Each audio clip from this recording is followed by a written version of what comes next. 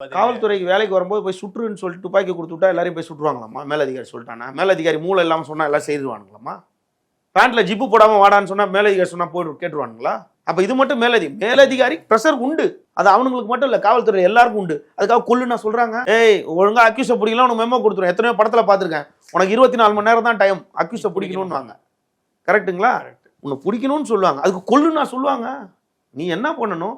இது இவ்வளோ தூரத்துக்கு அவன் பிடிச்சியா ஸ்டேஷனில் கொண்டு வந்து விட்டு, சார் அவன்கிட்ட ரெக்கவரி காட்டுங்க சார்ன்னு சொல்லுவான். இல்லை நீதிமன்றத்தில் ஆஜர்படுத்தி மறுநாள் அவனுக்கு கஸ்டடி எடுத்துருக்கும். இது எல்லாமே இல்லீகல் ஆயிடுச்சுல. ஸ்பெஷல் டீம்ன்றது பொறுத்தளவுக்கு ரெக்கார்டிக்கெல்லாம் வந்து எப்பயுமே வந்து போக மாட்டாங்க. ஸ்பெஷல் டீம் அது எல்லா இடத்துலையும்.